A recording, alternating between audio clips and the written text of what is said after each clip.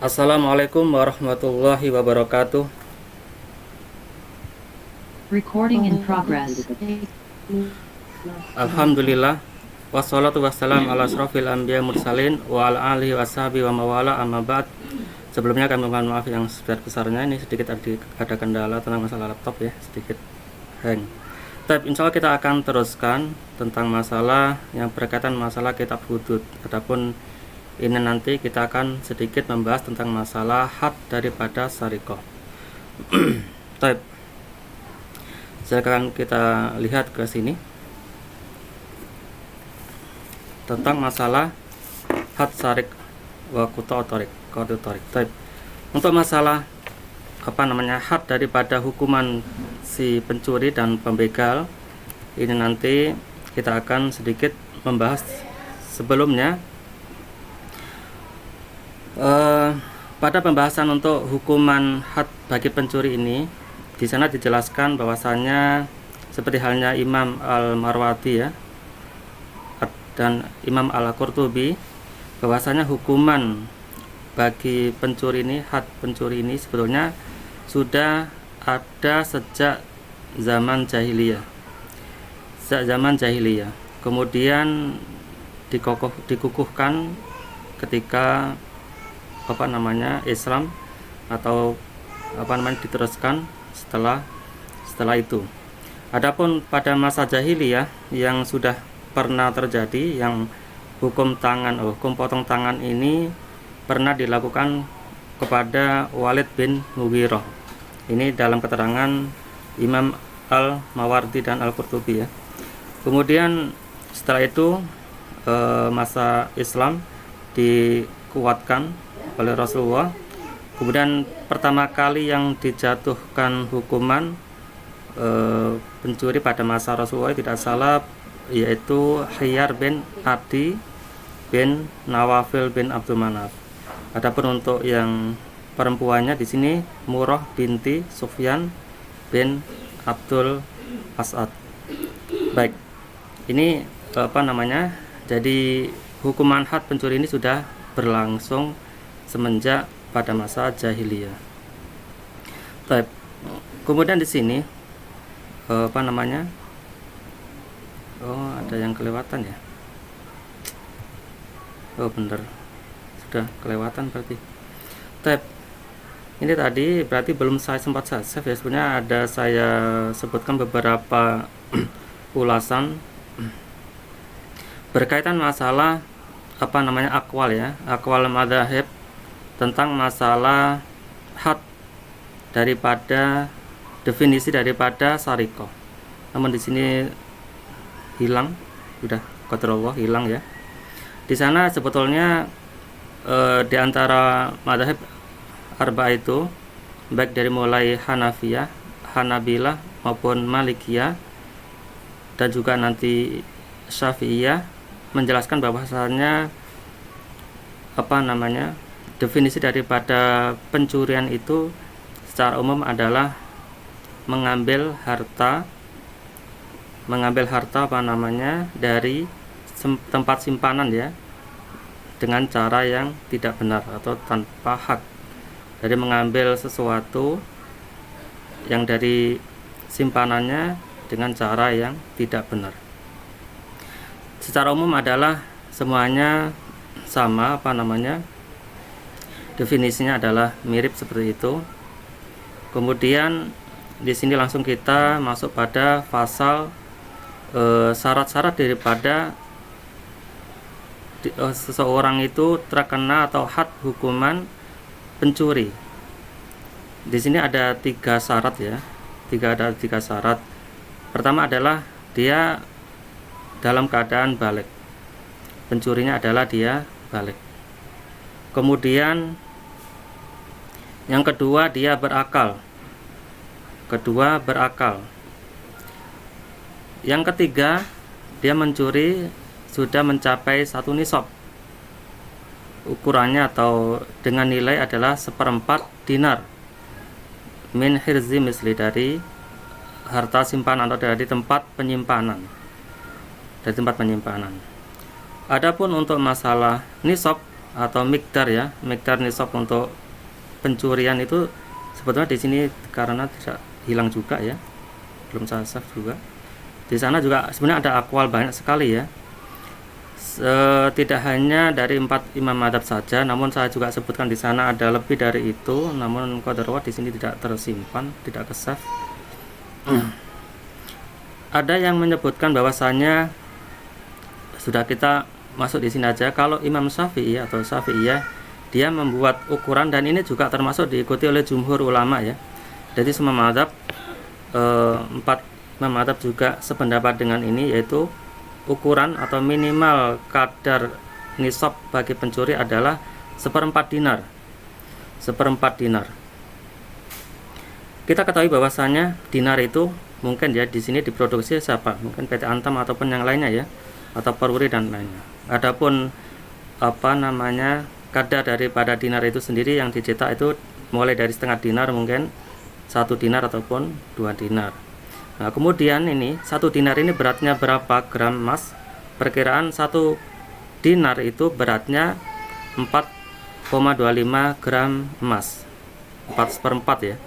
4/4.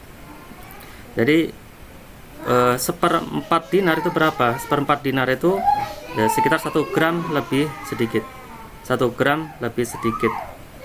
Jadi kalau misalkan kita hitung, berarti nisabnya barang pencurian itu berapa? 1/4 dinar kalikan kalau 4,25, ketemunya adalah ya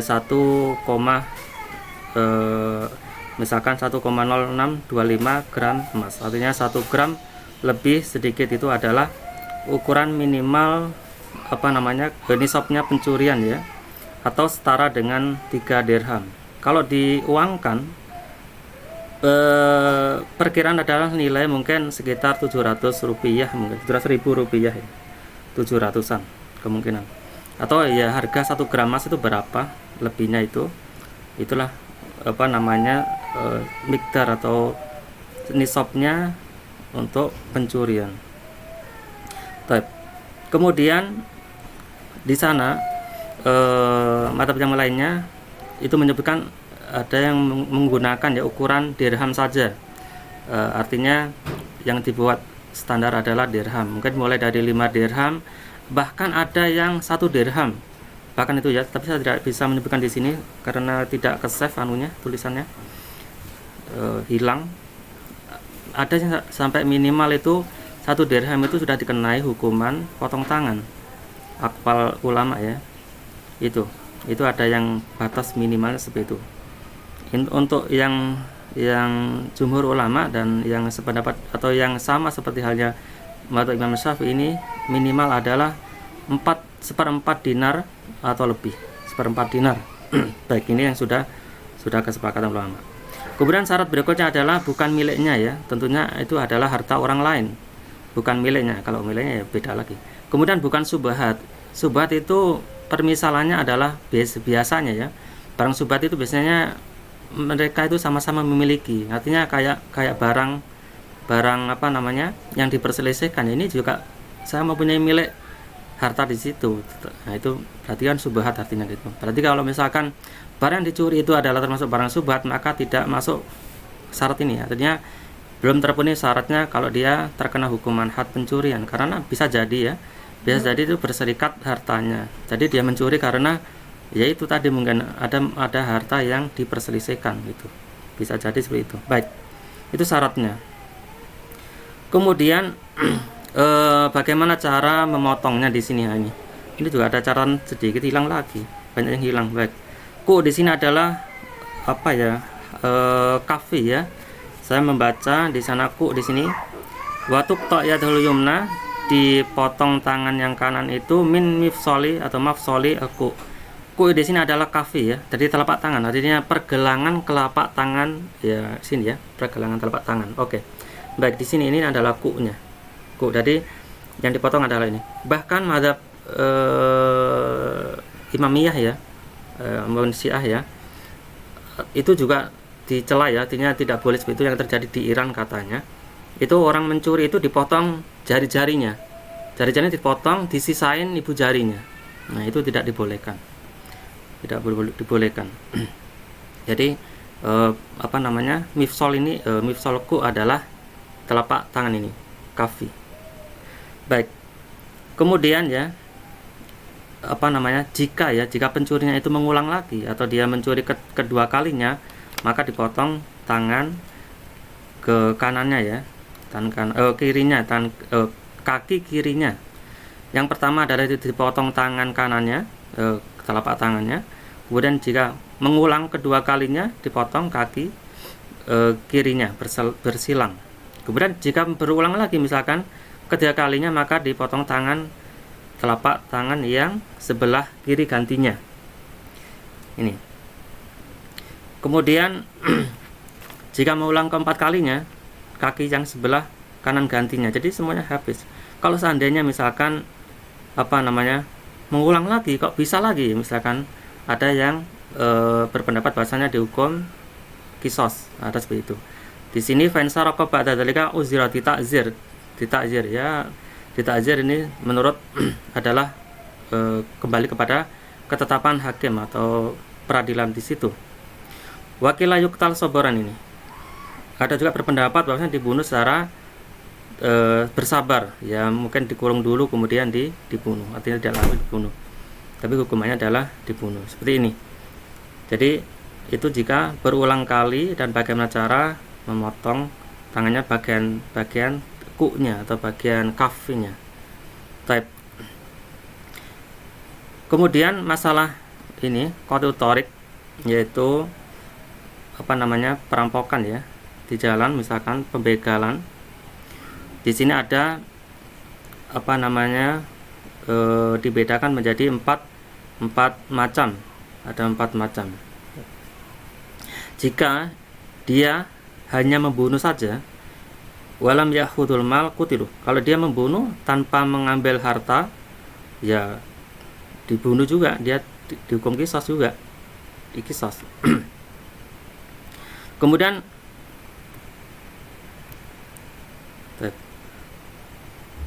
kalau misalkan dia membunuh disertai dengan mengambil hartanya, maka dia dibunuh dan disalib. Kemudian kalau dia misalkan hanya mengambil harta saja dan tidak sampai membunuh, maka dipotong tangannya dan kakinya secara silang. Ini bagi pembegal ya di jalan. Kemudian kalau dia hanya misalkan menakut-nakuti di jalan tanpa mengambil barangnya dan juga tidak membunuh, cuma nakut-nakutin saja, mungkin mengancam-ancam dengan membawa parang ya ataupun senjata tajam, maka hubisu di sini tidak dibunuh, dia dihabis, ditahan dan ditakzir, mungkin dikucilkan di tempat yang terpencil ya mungkin, ataupun ditahan. Baik. Kemudian ini wa man taba minhum qabla qudra alaihi, apabila dia bertobat sebelum dia mungkin masalah ini terangkat di peradilan atau dia belum tertangkap ya, maka saqatat anhul al-hudud, jadi gugur hadnya. Jadi bisa saja ya mungkin dia habis mencuri misalkan, atau habis itu ya habis merampok ya, kemudian dia mendatangi si korbannya, mungkin ya dia mengembalikan dan gitu ya, dia berjanji atau bertobat istilahnya, sehingga tidak sampai urusannya itu ke peradilan atau ke pemerintah ya. Jadi tidak sampai seperti itu, maka hal ini adalah hadnya adalah gugur. Kemudian dia harus diambil apa yang menjadi haknya, artinya ya harus dikembalikan. Misalnya kalau dia sempat ngambil barangnya harus dikembalikan, atau meminta ganti harta yang diambil. Baik. Kemudian langsung saja kita langsung ke ini, salah juga ini, ada yang salah ini. Sebenarnya sudah ada revisinya tapi sayang hilang ini revisinya. Ini adalah masalah isol ya. Ini bukan masalah ideologi fi nafsi, tapi masalah soyal ya, asial. Kemudian masalah membela diri.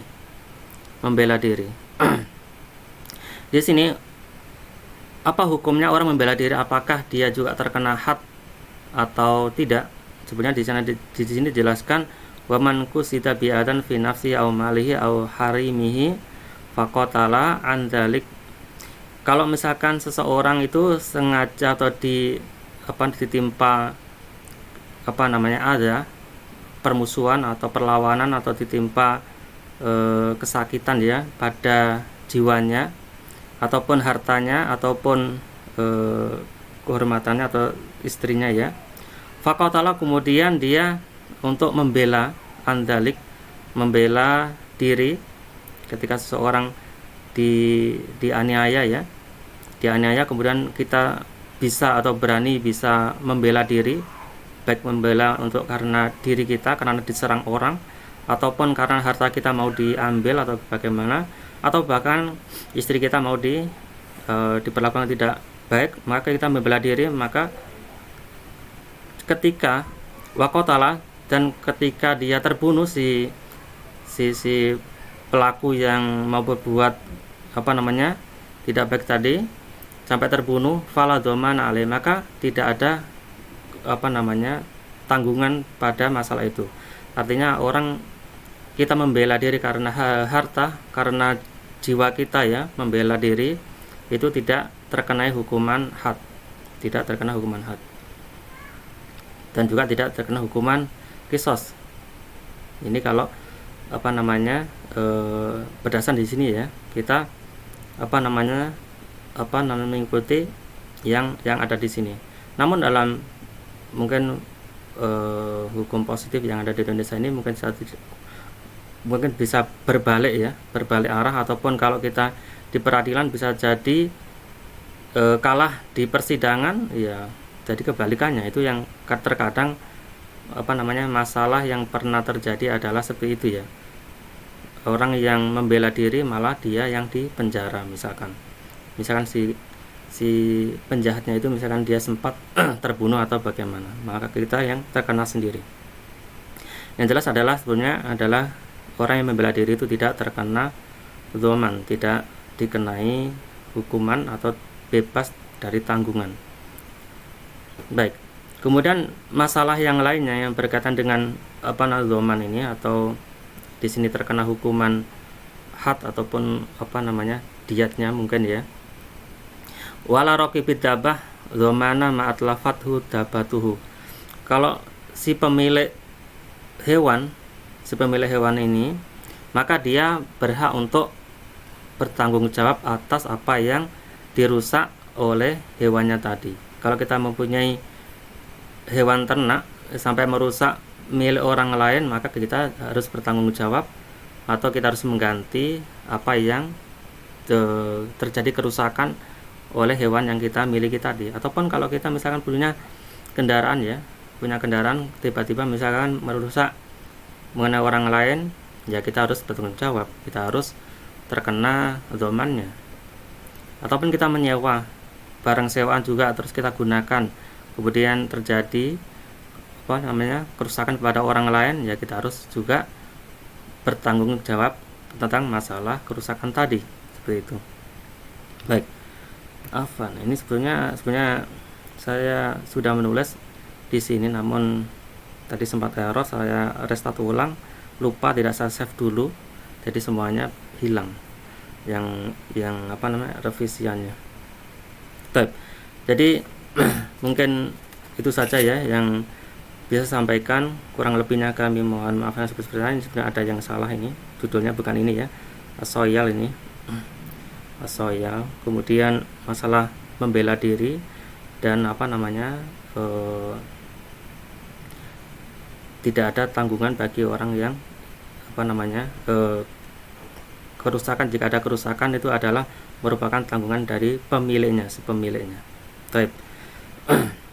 Afan, ini tadi sudah mungkin itu saja ya yang bisa saya sampaikan, kurang lebihnya kami mohon maaf yang sebesar-besarnya. Akhirnya assalamualaikum warahmatullahi wabarakatuh. Waalaikumsalam warahmatullahi wabarakatuh.